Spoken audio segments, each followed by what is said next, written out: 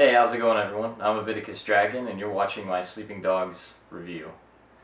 So I had a chance to play Sleeping Dogs, and I really enjoyed the game. I have 22 videos uploaded on my channel right now, so if you haven't seen them yet, go ahead and check out the playlist for Sleeping Dogs, and hope you enjoy some of the walkthroughs. So what I wanted to do is, at the end of my gameplay walkthroughs, I'm going to do a review of the game, of what I thought, of the things that I liked about the game and the things that I didn't like about the game. And I'm also going to give it a rating out of 100 on what I thought, what I rate the game myself. So that's completely my opinion. You're entitled to your own opinion. I'm definitely interested to know what you would rate the game as well. So post in the comments below what you would rate Sleeping Dogs if you've played the game. So I'm going to talk about some of the things that I did like. So the first thing I want to talk about is controls. The controls were really fluid. I really felt like, as far as for the PC goes, I could customize the controls really well. It never felt kind of like it was a port from the console or anything like that. So, I was really happy with the controls. And I really like the slow motion part of the game where, you could, if you were hiding behind something, you could press a certain keys and you could jump over the ledge and it would become slow motion. And then you could shoot targets as well. All of the shooting in the game was well done. It never felt really clunky to me. So there wasn't a lot of guns in the game to begin with, but when you did have a gun, it felt really smooth and fluid using the weapon. So didn't have any problems there. The combat is awesome. The martial arts in the game is really well done. I really felt that Wei, the character, could kick some ass. He could really, move from one target to another and just, kick everybody's ass. So if you were really good at blocking at the right times and then doing different combinations, you could really just dominate everybody. So I really enjoyed the combat. There's a lot of visual effects involved, and I really like the fact that you could use the environment to take out opponents. So there was one of my walkthroughs. There was a hook coming out of the ceiling basically. And you could pick up a guy and throw him onto the hook, and of course he's dead. But you could grab a guy and throw him into an electrical box. He'd get electrocuted. That was pretty cool. I think I threw a guy into a fire, and he caught on fire, and he was like running all over the place. There's you could throw people off of ledges. So. I really enjoyed all the things that you could do. You could take somebody, grab them, and shove them up against a window, and the window would smash. So you didn't even have to be in specific places. You could just grab somebody from the street and throw them up against something. So I thought that was really cool and innovative. That hasn't really been done before in a lot of games. I want to say the driving was really smooth. I didn't have a problem with any of the driving. Controls were fine. And a lot of the racing was fun as well. I did run into just a couple issues getting stuck, and I had to restart a race. But other than that, I didn't have any problems with it. Some of the little things, you can swim. That's pretty important, because I think in Grand Theft Auto San Andreas, and maybe even GTA 4, I can't remember if you could swim or not. But one of those, you couldn't swim, and that's kind of like, you should be able to survive if you fly your car into the water, So that was pretty cool that you can swim in Sleeping Dogs. Let's see, what else? The graphics. Graphics I thought were great. I was playing on medium settings, so if you check out my gameplay walkthroughs, that's completely medium settings, and if you look at the rain, it was really well done. You know, it really felt like it was raining in Hong Kong when you were there. Um, I really liked the night scenes. I think the night scenes were by far probably the best. You know, it really felt alive. You could see people walking around doing different things. So it felt like you were really there. And the other cool thing about rain is that, you know, when the character was, if he fell in the water or if he was out running around in the rain, his clothes would get really wet. And you can kind of see like the sweat and the rain on his face, you know, and even when you're talking to other people, you can see that on their faces as well. So it's pretty cool that they did that. Let's see, mini games. I thought the mini games were really cool and innovative. There was a couple ones that you could do: planning bugs, tapping phones, and camera hacking.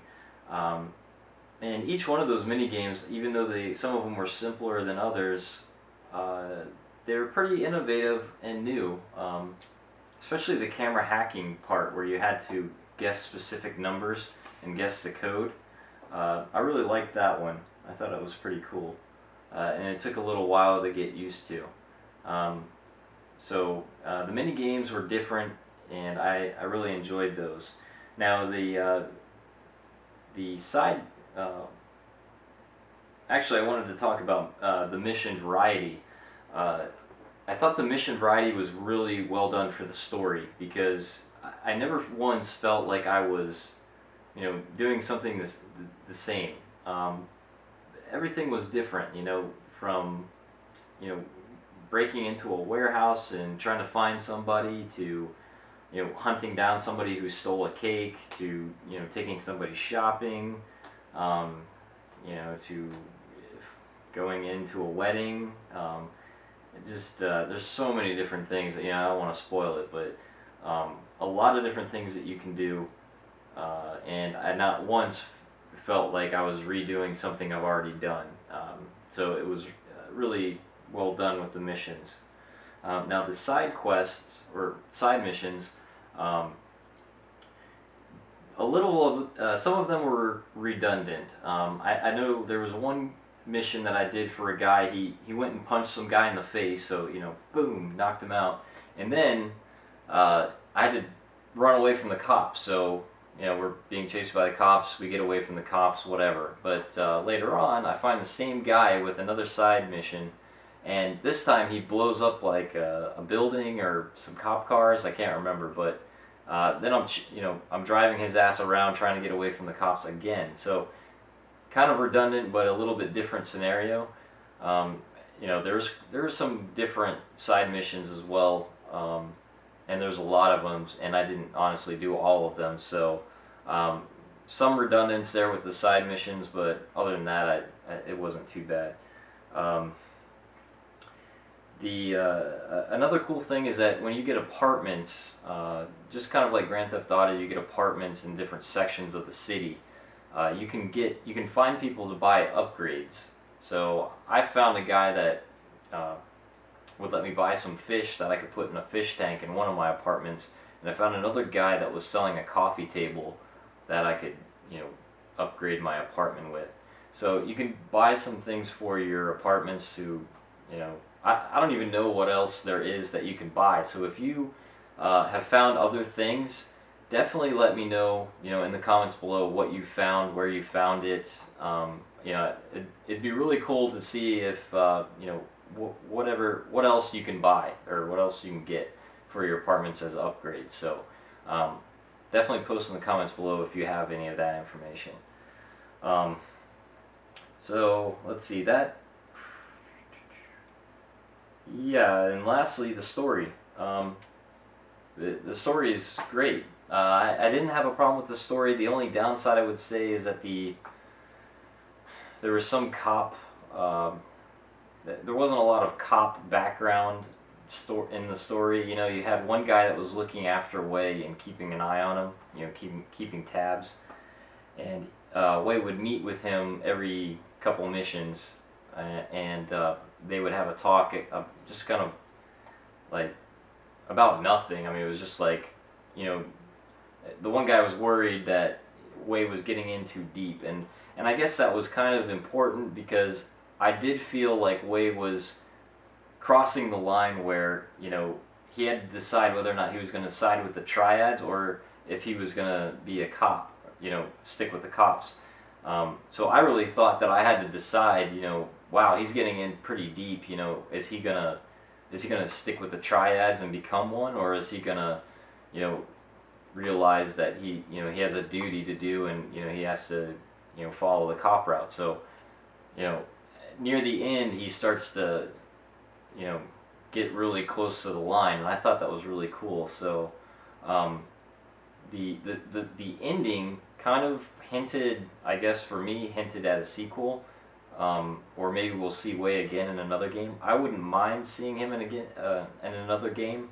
I thought Wei was actually a really cool character, and he's got some badass tats, so definitely like those.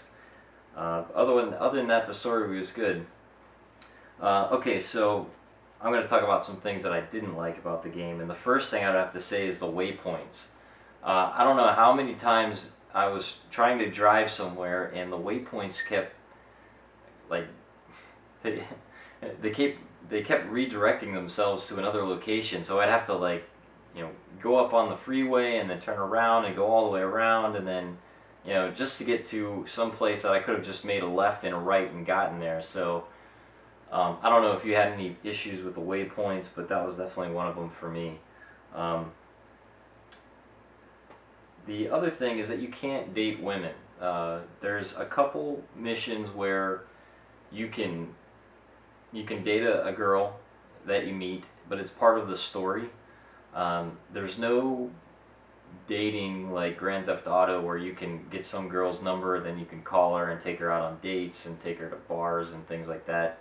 And I felt like that was missing because they, you know, they made it intentional to meet these women and take them out, and it just kind of seemed like they disappeared after that. Like this one girl, Amanda, I think, at the very beginning, you know, you take her out and take pictures of her and stuff, and then all of a sudden she disappears and you never hear back from her. And, you know, hey, what happened? I mean, if you're going to spend time doing a mission, you know, if you're going to spend gameplay with this person that seems to be somebody somewhat important, you know, at least tell you what happened to them. So that was one other downside I didn't like. Sometimes the controls would register another attack, so if you're trying to do a combination and you accidentally, maybe you try to tap the button, or sometimes it just registers another attack. So if you try to click 4 times, sometimes it'll punch 5 times instead. I noticed that a lot on the PC version. I don't know if you run into that on the console version, but sometimes if you were trying to come up with a combo, you'd mess it up because you know, punch or kick 5 times, and maybe you had to punch twice and then press a special key to do whatever that move was. So it wasn't as fluid as I'd like it to be, but it was, I mean, still pretty damn fluid. I mean, you could really move around the crowd and everything, so that was still good. And lastly, there's no car customization that I could find. There's 2 things you can do. One, you can change the car color, so you can, you know, make one car a different color if you want, and then you can also have a valet, so you can choose what vehicle you want the valet to deliver you, which I didn't know at the time that I was playing the game, and recently found out about. So other than that, you know, it'd be cool to have some customization, like adding the exhausts and things like that. Grand Theft Auto didn't have it, but Saints Row 2 did. Saints Row 3 does, and probably Saints Row 1 and 2. I never played those, but they probably have it as well. It's just kind of cool because people like to, you know, customize their rides and, you know, add some cool exhausts and fenders and, you know, whatever, to, you know, everything. Underglow, you know, just mod it out. So that was one thing that I guess could be an extra feature. because there is quite a bit of replayability. You know, there's a lot of things you can do in the game, and you can just load it just to, you know, just if you have 30 minutes of time and you want to just beat some people up, you know, sometimes you just gotta kick somebody's ass. Um, so that's a good game for that. So overall, my rating for this game is an A minus, a 93 out of 100. I think it's a pretty decent score. There's a couple of things missing from the game, a couple quirks, but other than that, I mean, it was a really good game. I don't regret paying for it or playing it. So I'm really happy with that purchase. Really good story, and I hope we see more from Wei in another game. Hopefully, maybe a sequel in the future. So that's my my review of Sleeping Dogs. I hope you enjoyed it. Thanks for watching, and stay tuned for more videos.